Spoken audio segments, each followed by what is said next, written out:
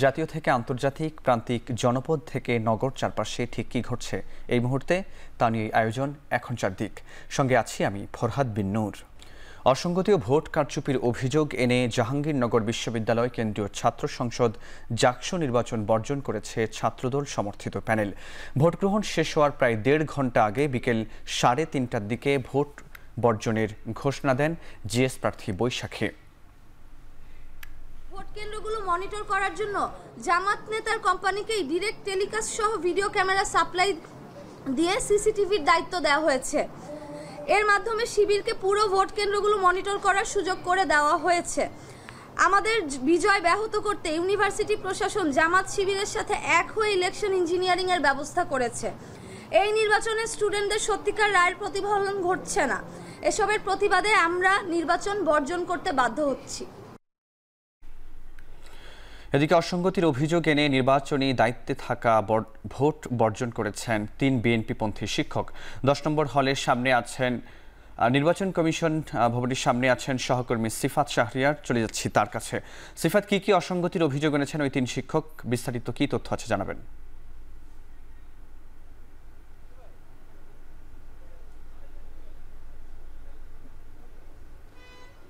ফরহাদ, আমরা যেটি দেখছি এখানে প্রথমত আইন শৃঙ্খলা বাহিনীকে স্ট্যান্ড বাই করা হয়েছে। কিছুক্ষণ আগেই ৩ জন শিক্ষক যারা দায়িত্বে ছিলেন, এর মধ্যে ২ জনই দায়িত্বে ছিলেন, রিটার্নিং কর্মকর্তা ছিল, তারা ভোট বর্জন করেছে। তারা নানা অসংগতির কথা বলেছে। যে অসংগতির কথা ছাত্র সংগঠনের সমর্থিত যে প্যানেলগুলো রয়েছে তাদের যারা ভিপিজিএস রয়েছে তারাও সেই একই ধরনের অসংগতির কথা জানিয়েছেন। এবং আমরা দেখেছি তার কিছু আগে ছাত্রদল সমর্থিত প্যানেল থেকে তারা বিভিন্ন অসংগতির কথা তুলে ধরে তারা এই ভোট বর্জন করে। জাকসু নির্বাচনের এই যে ৫টা বাজে, ৯টা থেকে ৫টা যে ভোট গ্রহণ, আনুষ্ঠানিকভাবে ৫টায় শেষ হয়ে যাওয়ার কথা। নিশ্চয়ই সেটি এখন কেন্দ্রের সময় বাড়ানো হয়েছে কিনা সেটি কেন্দ্র থেকে জানা যাবে। তবে হয়তো কিছু কিছু কেন্দ্রে এই ৫টার মধ্যে শেষ করা সম্ভব হবে না, কারণ আমরা দেখেছি দুপুরের পরে ভোট কেন্দ্রগুলোতে ভোটারদের সংখ্যা বেড়েছে। এবং আমরা সবশেষ বঙ্গবন্ধু হলে দেখেছি, অন্যান্য ২-১টি হলেও দেখেছি যে শিক্ষার্থীরা লম্বা লাইনে দাঁড়িয়েছিলেন। তবে এই যে এখন আমরা এপিবিএন, পুলিশ কিংবা সাদা পোশাকে যারা রয়েছে তাদের সকলের কিন্তু তৎপরতা বাড়তে দেখেছি। আমরা একেবারে নির্বাচন কমিশন ভবনের সামনে রয়েছি। যেটি বলছিলাম, ঠিক এখানেই শিক্ষকদের ৩ জন ভোট বর্জন করেছে। অসংগতির মধ্যে তারা যে বিষয়গুলো বলছে যে কেন্দ্রগুলোতে বেশি ব্যালট, অতিরিক্ত ব্যালট কেন নেওয়া হয়েছে, সে সাথে ডোপ টেস্ট আর রিপোর্ট সবশেষ সময়ে দেওয়া হয়নি, এরকম আরও কিছু অভিযোগের কথা তারা বলেছে। এবং তারা বলেছে যে প্রার্থীরা কিভাবে অন্য ভোট কেন্দ্রের ভেতরে প্রবেশ করে, এমন অনেকগুলো অসংগতির কথা তারা তুলে ধরেছেন। এবং সেই অসংগতির কথা তুলে ধরে ছাত্রদলও একইভাবে ভোট বর্জন করেছে। এবং আমরা যেটি দেখছি, এই ভোট বর্জনের পরে শিবির সমর্থিত যিনি বিপি প্রার্থী তিনি বলেছেন পরাজয় সুনিশ্চিত জেনে ছাত্রদল নির্বাচন বর্জন করেছে। তারাও কথা বলেছেন এবং প্রতিকূলতা কিছুটা অসংগতি থাকা সত্ত্বেও শিক্ষার্থীরা স্বতঃস্ফূর্তভাবে ভোট দিয়েছেন এবং আশা করছেন যে ৮০% ভোট কাস্ট হবে। সেটি হচ্ছে শিবির সমর্থিত জিএস প্রার্থী মাঝার এই কথাগুলো বলেছেন। এবং এই যে বিএনপিপন্থী ৩ জন শিক্ষক, যাদের মধ্যে ২ জন সরাসরি দায়িত্বে ছিলেন ২টি হলের, তারা ভোট বর্জন করছেন। এবং এরপরে আসলে এখানে কিছুটা কানাঘুষা থমথমে পরিস্থিতিও বলে ভুল হবে না। আমরা হলগুলোর সামনে দেখছি যে শিক্ষার্থীদেরকে জড়ো হতে, যেহেতু ভোট গ্রহণের সময় শেষ, সেক্ষেত্রে ভোট গ্রহণের গণনা নিশ্চয়ই কিছুক্ষণ পরে শুরু হবে।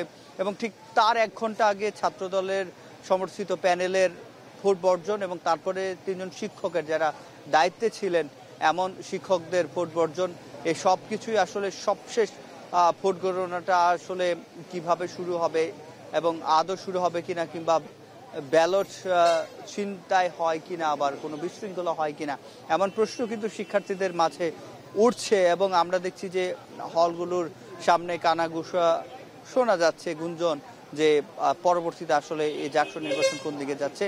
তো ফরহাদ, নিশ্চয়ই পরবর্তী খবরাখবর আমরাও হালনাগাদ তথ্য জানাতে পারবো, সময় যত গড়াবে ততই তথ্য জানাতে পারবো। তো ফর এই ছিল আমার কাছে জাকসু নির্বাচন কমিশন ভবন থেকে সবশেষ।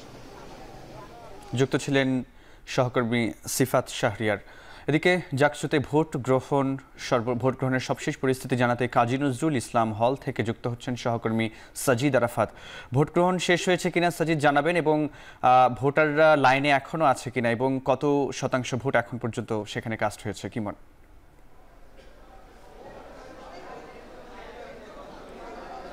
নানা ঘটনা অঘটনের মধ্য দিয়ে জাকসু নির্বাচন এখনো অনুষ্ঠিত হচ্ছে। বলা চলে যে 5টা কিন্তু বেজে গেছে, কিন্তু ভোট গ্রহণ এখনো শেষ হয়নি। কেননা লাইনে আমরা দেখতে পাচ্ছি, অর্থাৎ হল গেট থেকে শুরু করে ভোট কেন্দ্র পর্যন্ত যেই শিক্ষার্থীরা এখনো রয়েছেন দাঁড়িয়ে, তারা কিন্তু ভোট প্রদান করতে পারবেন এবং তারা এখনো সেই নিজেদের ভোটাধিকার প্রয়োগ করার জন্য এই লাইনে কিন্তু সারিবদ্ধভাবে দাঁড়িয়ে আছেন। আমরা দেখানোর চেষ্টা করছি বেশ অনেক ভোটার এখানে। বলা চলে যে 991 ভোট রয়েছে। আমরা কিছুক্ষণ আগে জানতে পেরেছি যে 600-রও বেশি ভোট এখানে কাস্ট হয়েছে। সেই তুলনায় বলা যায় যে আরও যে এখনও কিন্তু প্রায় 100 থেকে 150 জনের মতো লাইনে হয়তো দাঁড়িয়ে আছে। যতক্ষণ না পর্যন্ত এই লাইন শেষ হবে ততক্ষণ ভোট গ্রহণ চলবে বলে আমরা ভেতর থেকে জানতে পেরেছি। আরেকটি বিষয় জানিয়ে রেখে যে এই নির্বাচন চলাকালীন অবস্থায় আমরা দেখেছি যে একটি ছাত্রদল তারা কিন্তু ইতিমধ্যে কারচুপির অভিযোগ এনে নির্বাচন বর্জন করেছে। তবে সেই নির্বাচন বর্জন করলেও আমরা দেখতে পাচ্ছি যে নির্বাচনে ভোট দেওয়ার ক্ষেত্রে কিন্তু সেটির কোনো প্রভাব এখনো পড়ছে না। স্বতঃস্ফূর্তভাবে অংশগ্রহণ আমরা দেখছি এখনো শিক্ষার্থীদের মধ্যে রয়েছে। দীর্ঘ লাইন, আমরা অনেকের সাথে কথা বলেছি, তারা যেটি বলছেন যে এই ভোট দিতে আসতে পেরে তারা অনেকটাই খুশি এবং অনেকটাই স্বতঃস্ফূর্তভাবে তারা অংশ নিয়েছেন। আমরা দেখছিলাম ছাত্রদল যখন ভোট বর্জন করলো, তারা ভোট বর্জন করার পর তাদের যে বিএনপিপন্থী 3 জন শিক্ষক রয়েছেন, তারাও কিন্তু একই অভিযোগ এনে তারা ভোট বর্জন করেছেন।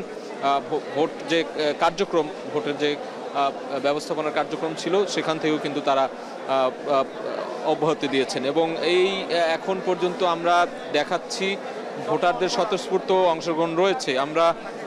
আমরা যেটি দেখছিলাম যে সারাদিনে বিভিন্ন হল ঘুরে ঘুরে দেখেছি, কিছু ঘটনা অনাকাঙ্ক্ষিত ঘটনাগুলো ছিল, তারপরেও কিন্তু শিক্ষার্থীদের যে অংশগ্রহণ, সেই অংশগ্রহণ কিন্তু দেখার মতো। এখন পর্যন্ত কাজী নজরুল ইসলাম হলে এই ছিল আমার কাছে থাকা সবশেষ খবর। যুক্ত ছিলেন সাজিদ আরাফাত। এদিকে বিদ্যুৎ বিভ্রাট এবং অনিয়ম কারচুপির অভিযোগের মধ্যেই দিনভর চলে জাকসু নির্বাচন। এখন শুরু হবে ভোট গণনা। 21 নম্বর হলের সামনে থেকে যুক্ত হচ্ছেন সহকর্মী হাসিব বিল্লাহ। হাসিব, ছাত্রদল সমর্থিত প্যানেলের ভোট গ্রহণের বিষয়ে অন্য প্রার্থীরা কি বলছেন, আর ছাত্রদলের পক্ষ থেকে কি অভিযোগ আনা হয়েছে সুনির্দিষ্ট করে আপনার কাছে কি তথ্য আছে?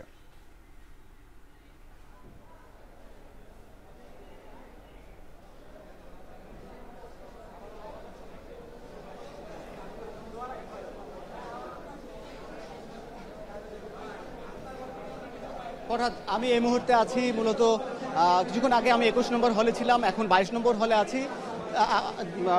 ফরহাদ, আপনি দেখছেন যে ভোট গ্রহণের শেষ সময় 5টা, কিন্তু শিক্ষার্থীদের এই দীর্ঘ সারি বলে দেয় যে ভোটের দেওয়ার জন্য শিক্ষার্থীরা কীরকম দীর্ঘ সারি বা উদগ্রীব হয়ে বসে আছেন।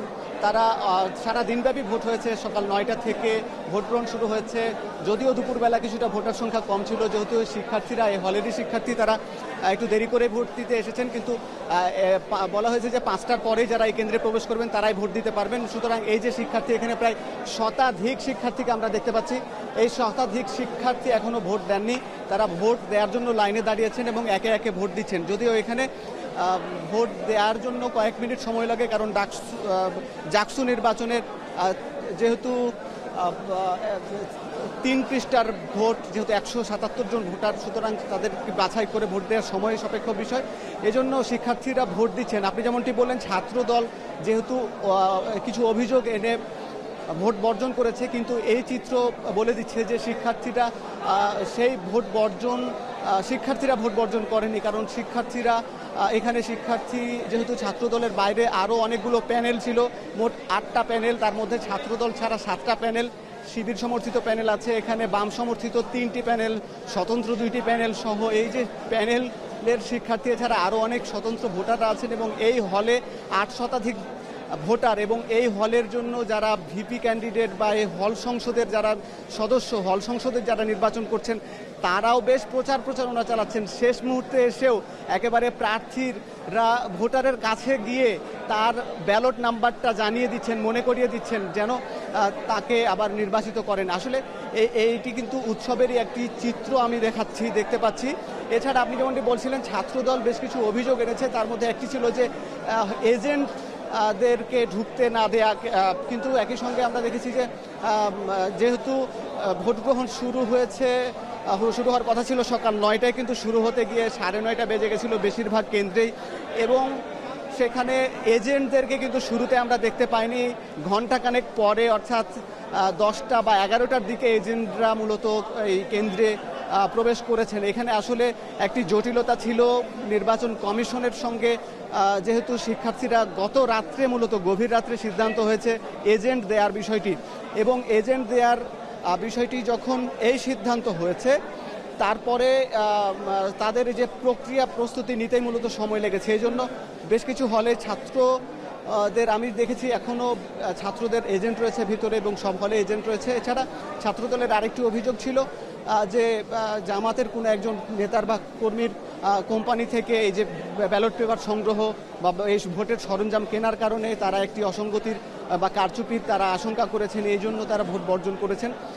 তবে শিক্ষার্থী যারা, আপনি যেমনটি বললেন যে স্বতন্ত্র প্যানেলের যারা প্রার্থী, আব্দুর রশিদ জিতুর সঙ্গে আমার কথা হয়েছে। আব্দুর রশিদ জিতু বলছেন যে নির্বাচনে পরাজয়ের ভয়ে মূলত ছাত্রদল এমন সিদ্ধান্ত নিয়েছে। এছাড়া আমি কিছুক্ষণ আগে মাঝার ছাত্র শিবিরের যিনি জিএস পদপ্রার্থী তার সঙ্গেও কথা বলেছি, তিনিও বলছিলেন যে শিক্ষার্থীরা যাকে ভোট দেবেন সেই নির্বাচিত হবে এবং শেষ মুহূর্তে এসে নির্বাচন বর্জনের সুযোগ নেই, এবং কমিশন শিক্ষার্থীদের যে রায় সেটি সুষ্ঠু গণনা করে যে সিদ্ধান্ত হয় সেটি তারা মেনে নেবেন। এবং আমি দেখছি যে অন্য কোনো প্যানেলের শিক্ষার্থীরাও বেশ প্যানেলের প্রার্থীরাও নির্বাচন বর্জন করেনি ছাত্রদল ছাড়া। এছাড়া ভোটাররাও বেশ উৎসাহ উদ্দীপনায় ভোট দিচ্ছেন। এই ছিল ফরহাদ এই ভোট কেন্দ্র থেকে সবশেষ খবর। জাকসু নির্বাচনে ছাত্রদল ভোট বর্জন করলেও এদিকে শিক্ষার্থীরা 5টার পরেও লাইনে দাঁড়িয়ে ভোট দিচ্ছেন, সে খবরই জানাচ্ছিলেন সহকর্মী হাসিব বিল্লাহ। পরাজয় সুনিশ্চিত জেনে ছাত্রদল নির্বাচন বর্জন করেছে বলে অভিযোগ করেছেন জাকসুর শিবির সমর্থিত জিএস প্রার্থী মাজহারুল ইসলাম। বলেন, প্রতিকূলতা ও কিছুটা অসঙ্গতি থাকা সত্ত্বেও শিক্ষার্থীরা স্বতঃস্ফূর্তভাবে ভোট দিয়েছেন। আশা করি 80% ভোট কাস্ট হবে। আমরা আশা রাখছি প্রায় 80%-এর মতো ভোট কাস্ট হতে পারে। এখানে শিক্ষার্থীরা স্বতঃস্ফূর্ত সাড়া দিয়ে তারা তাদের ভোটাধিকার প্রয়োগ করছে। অনেক ষড়যন্ত্র ছিল, অনেক ফাঁদ ছিল এই নির্বাচনে তার নির্বাচনকে ম্যানিপুলেট করা, কিন্তু শিক্ষার্থীরা সেই জায়গাগুলো রুখে দিয়েছে। প্রত্যেকটি জায়গায় যতগুলো ষড়যন্ত্র হয়েছে, এরপরে যদি কেউ মনে করে আসলে শিক্ষার্থীদের কাছে হেরে যাওয়ার ভয়ে যদি কেউ আসলে নির্বাচন বর্জন করে থাকে, সেক্ষেত্রে আসলে এটাতে আমাদের কোনো কিছু বলার নেই। হেরে যাওয়ার ভয়ে ছাত্রদল জাকসু নির্বাচন বয়কট করেছে। শিক্ষার্থীরা যাকে নির্বাচিত করবেন তাকে মেনে নেওয়া দরকার ছিল বলে মন্তব্য করেছেন স্বতন্ত্র প্যানেলের ভিপি প্রার্থী আব্দুর রশিদ জিতু। ছাত্রদল সমর্থিত প্যানেলের ভোট বর্জনের প্রক্রিয়ায় একথা বলেন স্বতন্ত্র এই প্রার্থী।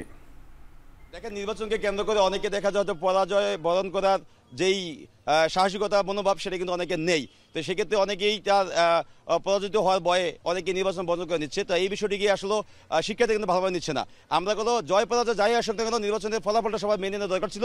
সবচেয়ে বড় কথা হলো যে দ্বিতীয় 33 বছর পর জাকসু নির্বাচনটি অনুষ্ঠিত হচ্ছে, এটি কিন্তু আমাদের জন্য সবচেয়ে বড় একটি পাওয়া। জাহাঙ্গীরনগর বিশ্ববিদ্যালয়ে 15 নম্বর ছাত্রী হল থেকে সবশেষ পরিস্থিতি জানাতে যুক্ত হচ্ছেন সহকর্মী হোসেন জাহিদ। জাহিদ, জানাবেন ভোট গণনা শুরু হয়েছে কিনা আপনার ওই কেন্দ্রে এবং সার্বিক পরিস্থিতি কি আসলে?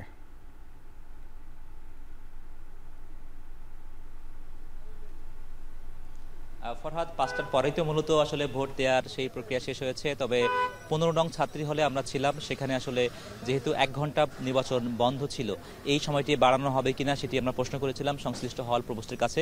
তিনি বলেছেন এই ধরনের কোনো সিদ্ধান্ত নির্বাচন কমিশন থেকে দেওয়া হয়নি, কাজে সেই হলটিতেও ভোট সমাপ্ত হয়েছে বলে আমরা ধরে নিচ্ছি, কেননা আনুষ্ঠানিকভাবে সময় বৃদ্ধি করার বিষয়টি আসেনি। এছাড়াও আমরা এখন অবস্থান করছি বেগম সুফিয়া কামাল হলের সামনে। একটু আগে এখানে আমাদের সঙ্গে একান্তে কথা বলছিলেন ছাত্র শিবির প্যানেলের যিনি ভিপি প্রার্থী আরিফুল্লাহ তিনি, এবং তিনিও আসলে ছাত্রদলের যে ভোট বর্জনের ঘোষণা সেটিকে তিনি বলছেন ছাত্রদলের একটি সুনিশ্চিত পরাজয়, সেটি তারা আজ করতে পেরেই, সেটি তারা বুঝতে পেরেই মূলত নির্বাচন বয়কট করেছেন। আরিফুল্লাহ আরও বলছেন যে আসলে যেহেতু 3 জন বিএনপিপন্থী শিক্ষক যারা নির্বাচনের সঙ্গে সংশ্লিষ্ট ছিলেন তারাও যে পদত্যাগ করেছেন দায়িত্ব থেকে, সেটিকেও তিনি মনে করছেন যেহেতু তার ভাষ্যমতে যে ছাত্র দলের আসলে হারার একটা সম্ভাবনা তারা নিশ্চিত হয়েছে বলেই এই নির্বাচনকে বিতর্কিত করার জন্য, নির্বাচনকে প্রশ্নবিদ্ধ করার জন্য তারা এমন অবস্থান নিয়েছে। এর পাশাপাশি আমরা যে আরও বলছিলাম যে থেকে আজকের দিনে একটা আলোচিত ঘটনা যে দুপুর থেকে যেই 15 নং ছাত্রী হলে একটি বিষয় নিয়ে উত্তেজনা সৃষ্টি হয়েছিল, তবে এই বিষয়টি আসলে একেবারে খোলাসা করেছেন সংশ্লিষ্ট হলে যিনি প্রভোস্ট তিনি বলছেন যে আসলে জাল ভোট কিংবা কারচুপি এই ধরনের যে অভিযোগগুলো উঠেছিল সেগুলো একেবারেই সোশ্যাল মিডিয়ায় একটি ভুল বার্তা ছড়ানো হয়েছিল এবং এর সঙ্গে কোনো বাস্তবতার কোনো মিল নেই, বরং ভুল বোঝাবুঝি হয়েছিল। হাতের আঙুলে যে অমোচনীয় কালি দেওয়া হয় সেটি সংক্রান্ত একটি পক্ষ আসলে ভুলভাবে একটি বার্তা ছড়িয়েছে এবং তিনি বলেছেন তার হলে কোনো প্রকারের জালিয়াতি কিংবা ভোট কারচুপি হয়নি এবং তিনি এই বিষয়টা একেবারে নাকচ করেছেন। তো সব কেন্দ্রেই মূলত আসলে 5টা বাজার পর থেকেই ভোট গ্রহণ শেষ হয়েছে। কিছু কিছু কেন্দ্রে এখনও যারা লাইন ধরে যারা দাঁড়িয়েছিলেন তারাই মূলত ভোটটি দিচ্ছেন। আনুষ্ঠানিকভাবে নির্বাচন আসলে ভোট গ্রহণটি শেষ হয়েছে। ফরাদ, এই ছিল আমার কাছে সর্বশেষ। সুফিয়া কামাল হল থেকে সরাসরি জানাচ্ছিলেন সহকর্মী হোসেন জাহিদ। এদিকে 21 নম্বর ছাত্র হলে আছেন সহকর্মী ওমর ফারুক, বিস্তারিত জানতে যুক্ত হচ্ছি তার সঙ্গে। ওমর, আপনার ওই কেন্দ্রে কত শতাংশ ভোট পড়েছে, কিছু জানতে পেরেছেন কিনা?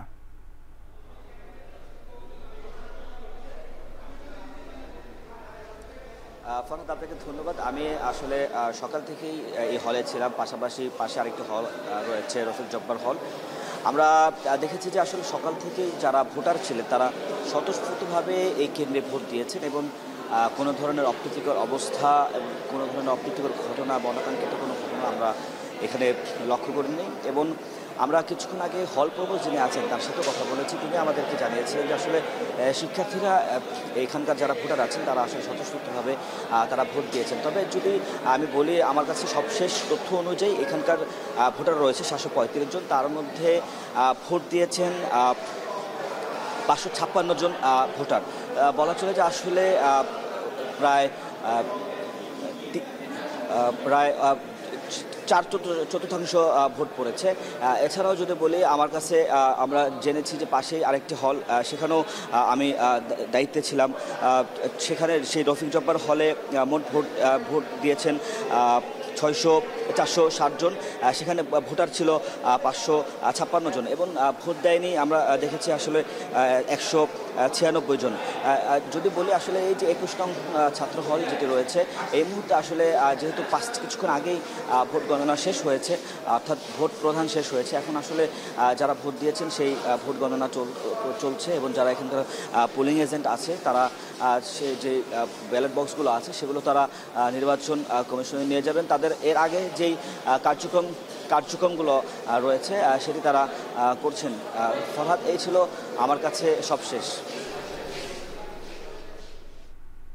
জাকসু নির্বাচন নিয়ে 21 নম্বর ছাত্র হল থেকে জানাচ্ছিলেন সহকর্মী ওমর ফারুক। জুলাইয়ের দায়িত্ব সঠিকভাবে পালনের প্রতিজ্ঞা করেছেন ডাকসুর নবনির্বাচিত ভিপি আবু সাদিক কায়েম। শিক্ষার্থীদের আমানত রক্ষার অঙ্গীকার করেছেন নবনির্বাচিত GS/SM ফরহাদ। সকালে রায়ের বাজারে জুলাই শহীদদের কবর জিয়ারত করে ছাত্র শিবির সমর্থিত প্যানেল। গণ অভ্যুত্থানের শহীদদের কবর জিয়ারত করে দোয়া করেন ডাকসুতে বিজয়ী ছাত্র শিবির প্যানেল। এ সময় ফরহাদ বলেন, ঐক্যবদ্ধ শিক্ষার্থী জোট যেন জুলাই শহীদদের কথা ভুলে না যায় সেজন্য কবর জিয়ারত করেছেন তারা। শিক্ষার্থীরা ভাই বোন হয়ে ক্যাম্পাসের জন্য কাজ করার কথা জানান তিনি। ভিপি সাদিক কায়েম বলেন, এখানে কোনো হার জিত নেই, সবাই জয়ী। যারা বিজয়ী হয়নি তাদের ইশতেহার নিয়ে কাজ করার কথাও জানান তিনি। GS ফরহাদ বলেন, হিসেব নিয়ে একটি মিডিয়া তাদের এজেন্ডা বাস্তবায়নের চেষ্টা করছে।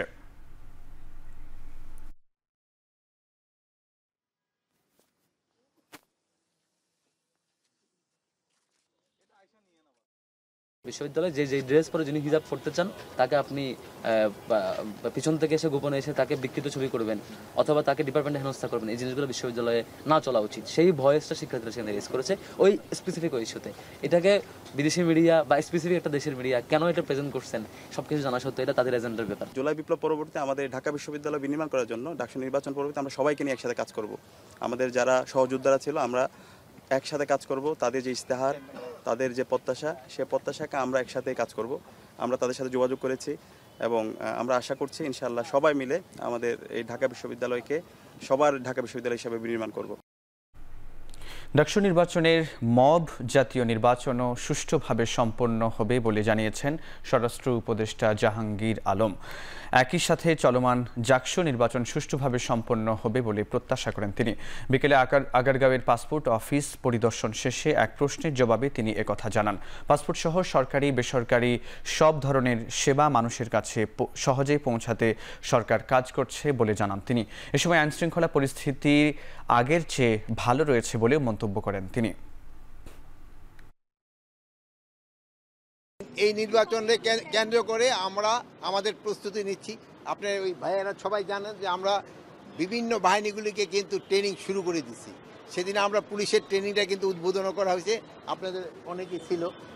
আমরা তো আমাদের যেগুলি করার আমরা কিন্তু শুরু করে দিছি এবং আমরা আশা করব নির্বাচনটা খুব শান্তিপূর্ণ, সুষ্ঠুভাবে এবং খুব উৎসবমুখর হবে।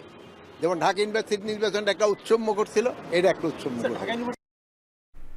পুলিশের স্বাধীন তদন্ত কমিশন করতে সিদ্ধান্ত হয়েছে উপদেষ্টা পরিষদের সভায়। এ সময় আইন মন্ত্রণালয়কে কাজ শুরু করতে বলা হয়। একথা জানিয়েছেন প্রধান উপদেষ্টার প্রেস সচিব শফিকুল আলম। তেজগাঁওয়ের প্রধান উপদেষ্টার কার্যালয়ে পরিষদের সভা শেষে ফরেন সার্ভিস একাডেমিতে সংবাদ সম্মেলনে তিনি একথা বলেন। বৈঠকে ডাকসু নির্বাচন শান্তিপূর্ণ হওয়ায় প্রধান উপদেষ্টা স্বরাষ্ট্র উপদেষ্টাকে ধন্যবাদ জানিয়েছেন বলেও জানান প্রেস সচিব। বলেন, বৈঠকে উঠে আসে 10টি বিষয়। এর মধ্যে সিদ্ধান্ত হয় ন্যূনতম 5,000 ডেড ওয়েট টন ধারণ ক্ষমতার সমুদ্রগামী জাহাজ আমদানিতে কর অব্যাহতি দেয়া হয়। স্থানীয় সরকার বিকেন্দ্রীকরণ ও শক্তিশালীকরণে জোর দিয়েছেন প্রধান উপদেষ্টা। এছাড়াও নেপালে বাংলাদেশিরা ভালো আছে বলে প্রধান উপদেষ্টাকে অবহিত করেন পররাষ্ট্র উপদেষ্টা। প্রেস সচিব আরও জানান, এখন পর্যন্ত 51টি সংস্কার বাস্তবায়ন হয়েছে ও 246টি বাস্তবায়নের পথে রয়েছে। হোম অ্যাডভাইজারকে ধন্যবাদ দেওয়া হয়। আপনি জানেন ডাকসু ইলেকশন পিসফুল হয়েছে সেই বিষয়ে। আর 10টি রিফর্ম কমিশনের যেই সুপারিশমালা আগে দেওয়া হয়েছিল সেগুলোরও একটা রিভিউ করা হয়। সেখানে বলা হয় যে 51টি সুপারিশ বাস্তবায়িত হয়েছে, অন্যান্যগুলো বাস্তবায়ন হচ্ছে। আজকে ল মিনিস্ট্রিকে দায়িত্ব দেওয়া হয়েছে খুব দ্রুত পুলিশের ইন্ডিপেন্ডেন্ট ইনভেস্টিগেশন সার্ভিস করার জন্য। আপনি জানেন পুলিশের ইন্ডিপেন্ডেন্ট ইনভেস্টিগেশন যে তদন্ত করে, এটা যাতে ইন্ডিপেন্ডেন্টলি তদন্ত করা যায়। সংসদীয় আসন পুনর্বহালের দাবিতে বাগেরহাটে চলছে 48 ঘন্টার হরতাল। এতে সড়কে আটকা পড়েছে শত শত পণ্যবাহী ট্রাক। বিস্তারিত জানাতে বাগেরহাটের কাটাখালী থেকে যুক্ত হচ্ছেন সহকর্মী তরিকুল ইসলাম। তরিকুল, হরতালে জনদুর্ভোগ বাড়ছে কিনা জানাবেন, আর দাবি আদায়ে কোনো প্রকার ব্যবস্থার নেয়ার আশ্বাস মিলেছে কিনা জানাবেন।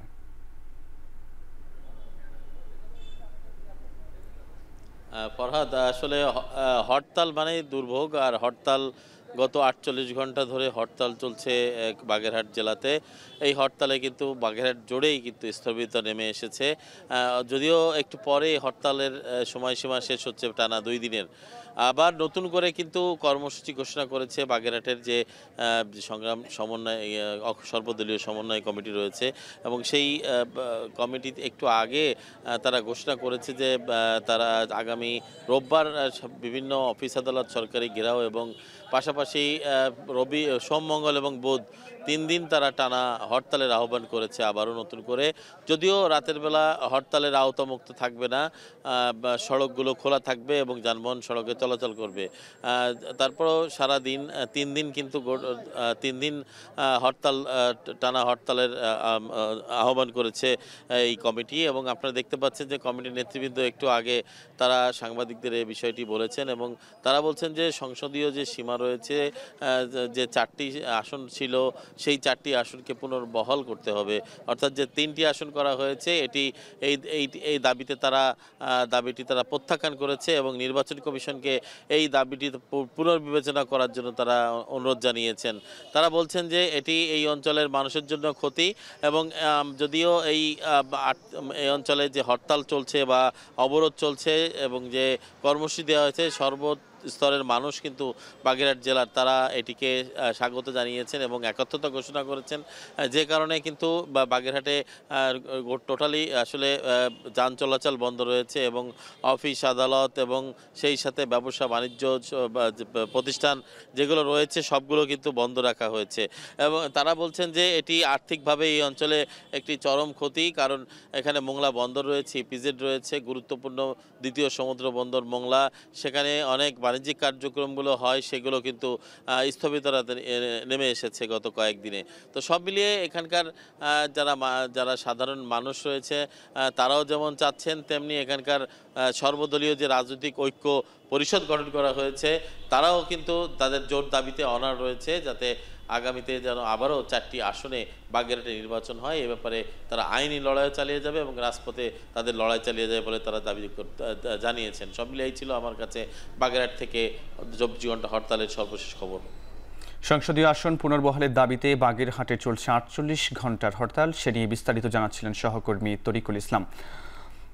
এদিকে সংসদীয় আসন পুনর্বহালের দাবিতে 4র্থ দিনের মতো মহাসড়ক ও রেলপথ অবরোধ করে বিক্ষোভ করছেন স্থানীয়রা। এ বিষয়ে আরও জানাতে সেখান থেকে যুক্ত হচ্ছেন সহকর্মী মফিজুর রহমান শিপন। মহাসড়ক ও রেলপথ অবরোধের সবশেষ কি তথ্য আছে আপনার কাছে জানাবেন?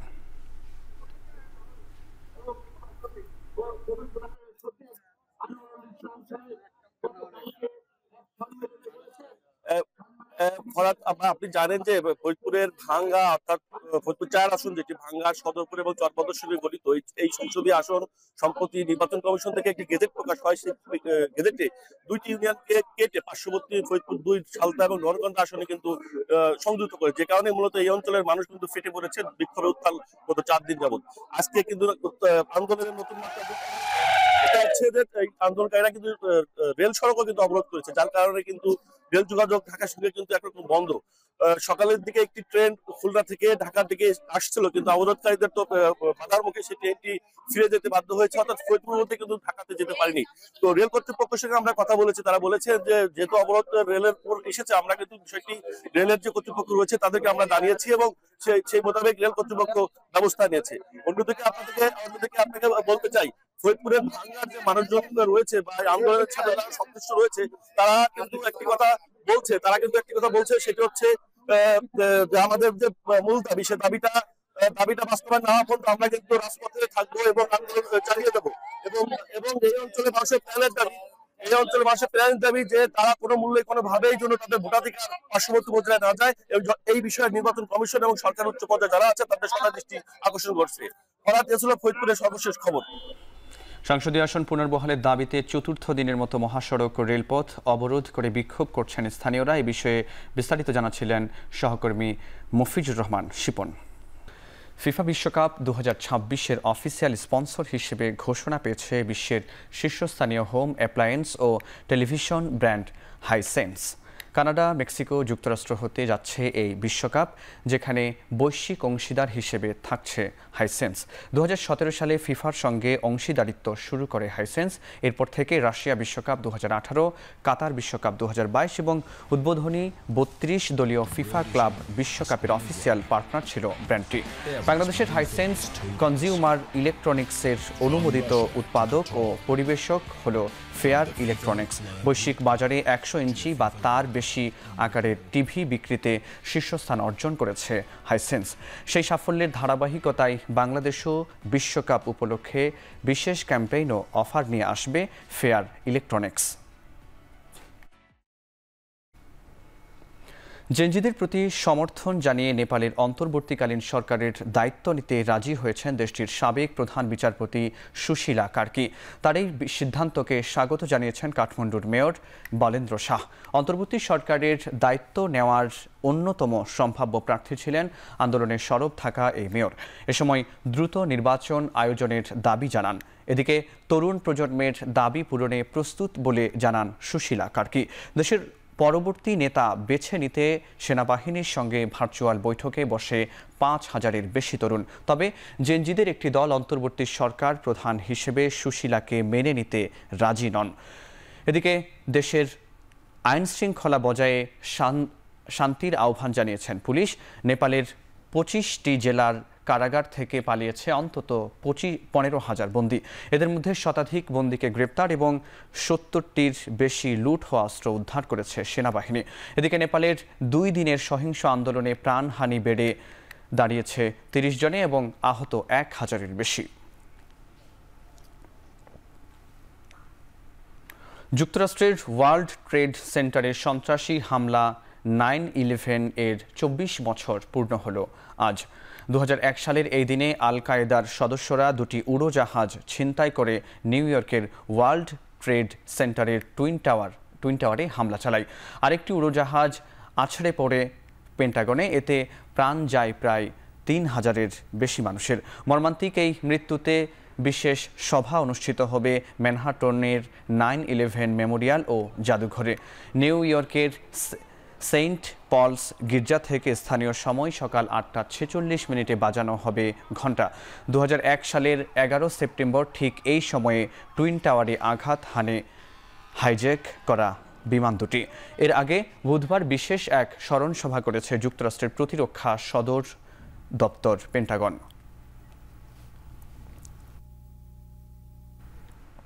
মার্কিন প্রেসিডেন্ট ডোনাল্ড ট্রাম্পের প্রভাবশালী মিত্র ডানপন্থী রাজনৈতিক কর্মী ও বিশ্লেষক চার্লি কার্ককে বিশ্ববিদ্যালয় ক্যাম্পাসে গুলি করে হত্যা করা হয়েছে।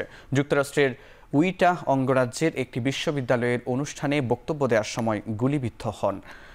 গুলিটি তার ঘাড়ে লাগে, পরে হাসপাতালে চিকিৎসাধীন অবস্থায় মারা যান তিনি। সন্দেহভাজন বন্দুকধারীকে আটক করেছে পুলিশ। ৩১ বছর বয়সী চার্লি কার্ক প্রায়ই বিশ্ববিদ্যালয়ের বিভিন্ন অনুষ্ঠানে অংশ নিতেন। তার মৃত্যুতে গভীর শোক জানিয়েছেন মার্কিন প্রেসিডেন্ট ডোনাল্ড ট্রাম্প। তার স্মরণে হোয়াইট হাউসে অর্ধনমিত রাখা হয়েছে যুক্তরাষ্ট্রের পতাকা।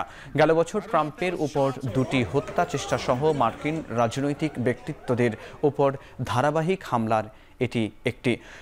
চার্লি কার্ক ও তার প্রতিষ্ঠিত দেশটির সবচেয়ে বড় রক্ষণশীল যুব সংগঠন নভেম্বরের প্রেসিডেন্ট নির্বাচনে ট্রাম্পের প্রতি তরুণ ভোটারদের সমর্থন জোগাতে গুরুত্বপূর্ণ ভূমিকা রেখেছিলেন।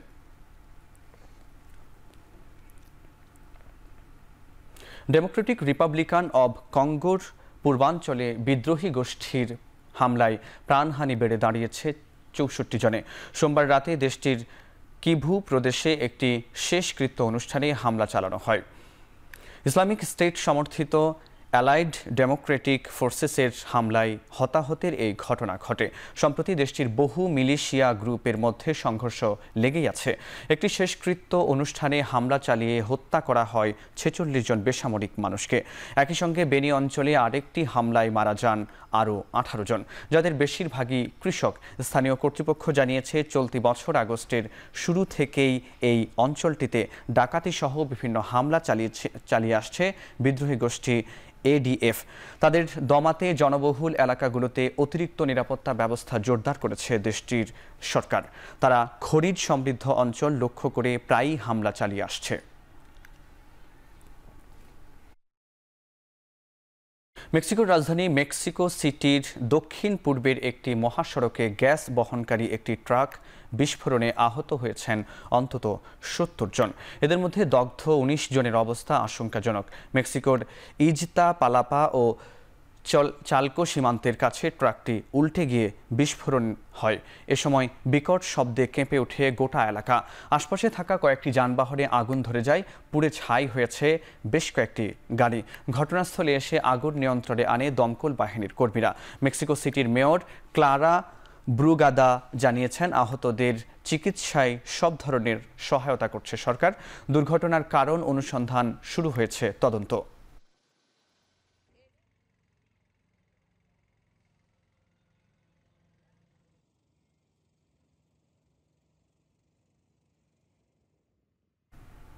চীনের নাগরিকদের স্পেস প্রোগ্রামে অংশ নেয়ার বিষয়ে নিষেধাজ্ঞা আরোপ করেছে মার্কিন মহাকাশ গবেষণা সংস্থা নাসা।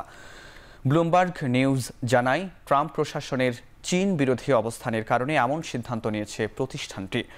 এমনকি বর্তমানে যেসব চীনা নাগরিক নাসার সাইবার সিকিউরিটি, নেটওয়ার্কিং সহ নানা বিভাগে খণ্ডকালীন দায়িত্ব পালন করছেন তাদেরকেও চাকরিচ্যুত করার পরিকল্পনা আছে নাসার। ব্লুমবার্গ আরও বলছে, নাসার বিভিন্ন গবেষণাকর্মী কাজে চীনা শিক্ষার্থীদের কাজের সুযোগ দেওয়া হতো। এখন থেকে সেখানেও কঠোর হবে নাসা। মঙ্গল গ্রহ থেকে নমুনা সংগ্রহকারী দেশ হিসেবে যুক্তরাষ্ট্রকে টেক্কা দিতে চায় চীন। 2028 সালে রোবটের সাহায্যে মঙ্গল গ্রহে অভিযান চালিয়ে 2031 সাল নাগাদ নমুনা দিয়ে পৃথিবীতে ফেরত আসার ঘোষণা দিয়েছে দেশটি। নাসার এই সিদ্ধান্তের সাথে এই অভিযানের সম্পর্ক আছে এমন গুঞ্জন আছে আন্তর্জাতিক গণমাধ্যমে। সব সংখ্যার অবসান ঘটিয়ে অবশেষে নেপালে আটকে থাকা বাংলাদেশ জাতীয় ফুটবল দল দেশে ফিরেছে। বিকেল 4:35 বিমান বাহিনীর বিশেষ ফ্লাইটে তারা ঢাকায় অবতরণ করেন। সঙ্গে ছিলেন নেপালে সফরে যাওয়া কোচিং স্টাফ ও ক্রীড়া সাংবাদিকরাও। দুটি ফিফা আন্তর্জাতিক প্রীতি ম্যাচ খেলতে গেল 3 সেপ্টেম্বর নেপাল সফরে যান জামাল ভুঁইয়ারা। তবে একটি ম্যাচ খেলতে পারলেও রাজনৈতিক অস্থিরতায় দ্বিতীয় ম্যাচ বাতিল করা হয়। তবে পরিস্থিতি আরও বৈরী হয়ে উঠলে ত্রিভুবন বিমানবন্দরে সব ফ্লাইট বাতিল করা হয়। টিম হোটেলে বন্দী হয়ে পড়েন বাংলাদেশের ফুটবলাররা। এরপর তাদেরকে দেশে ফেরাতে তৎপর হয় বাফুফে ও বাংলাদেশ সরকার। অবশেষে 3 দিন হোটেল বন্দি থাকার পর বিমান বাহিনীর সহায়তায় দেশে ফিরলেন জামাল তপুরা। দেশে ফেরার পর বাফুফের সভাপতি তাবিত আওয়াল সহ নির্বাহী কমিটির সদস্যরা ফুটবলারদের বরণ করে নেন। এ সময় গেল কয়েক দিনের ধাক্কা কাটিয়ে উঠতে ফুটবলারদের সব ধরনের সহায়তার আশ্বাস দেন বাফুফে প্রধান। এরকম একটা সিচুয়েশনের পরে আমরা সকল প্লেয়ারদেরকে মেন্টাল কোচিং অথবা সাইকোলজিক্যাল সাপোর্ট দিব। যাদের লাগে তারা অবশ্যই পাবে, আর যাদের লাগে না তাদেরকে আমরা অ্যাসেসমেন্ট তাও করব ফর দেয়ার সাইকোলজিক্যাল ওয়েলবিইং। তার সাথে এরকম একটা ট্রমার সময় অনেক ফিজিক্যাল ইনজুরিও হয়, যেটা অনেক সময় বোঝা যায় না বিকজ অফ দ্য ইনিশিয়াল শক। তো আমরা ওই ফিজিক্যাল ইনজুরির জন্য আমরা কিন্তু প্রস্তুতি নিয়েছি। হংকংয়ের বিপক্ষে ম্যাচ দিয়ে এবারের এশিয়া কাপের যাত্রা শুরু করতে যাচ্ছে বাংলাদেশ ক্রিকেট দল। আবুধাবির শেখ জায়েদ ক্রিকেট স্টেডিয়ামে ম্যাচ শুরু হবে রাত 8:30টায়। এশিয়া কাপে এটি বাংলাদেশের প্রথম ম্যাচ হলেও হংকং নামবে নিজেদের দ্বিতীয় ম্যাচে। আফগানিস্তানের বিপক্ষে বড় ব্যবধানে হারায় ম্যাচটি হবে হংকংয়ের জন্য টুর্নামেন্টে টিকে থাকার লড়াই। অন্যদিকে এশিয়া কাপের শিরোপা জয়ের লক্ষ্যে আরব আমিরাতে গিয়েছে বাংলাদেশ। তাই লিটন দাসের দল চাইবে হংকংয়ের বিপক্ষে বড় ব্যবধানে জিতে পয়েন্ট টেবিলে নিজেদের অবস্থান পাকা করতে। টাইগাররা টানা 3টি টি20 সিরিজ জয় করে এসেছে এশিয়া কাপে। শেষ 5 ম্যাচে 4 জয়ের বিপরীতে লিটনরা হেরেছে মাত্র 1টি ম্যাচে। তাই এই ম্যাচে জয় পেতে অনেকটা আত্মবিশ্বাসী থাকবে লিটন দাসের দল।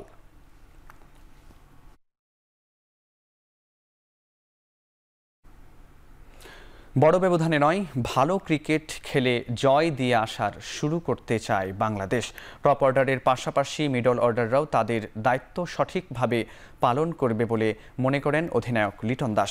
শেষ সিরিজগুলোতে নিজের পারফরম্যান্স আত্মবিশ্বাস যোগাবে বলে জানিয়েছেন তিনি। গ্রাউন্ডে কোনো সমস্যা মনে হয় না। আমার মনে হয় মোস্ট অফ দ্য প্লেয়ারই কোথাও না কোথাও এখানে খেলেছে। খুব একটা বেশি দিন খেলা হয়নি, বাট একটা আইডিয়া আছে। হ্যাঁ, অবভিয়াসলি গরম সবার জন্যই সমান হবে, সেক্ষেত্রে আমাদের প্রিপেয়ার থাকতে হবে। আমরা টপ অর্ডাররা খুব ভালো পারফরমেন্স করেছি, সো মিডল অর্ডারের হাতে খুব একটা বেশি দায়িত্ব আসেনি।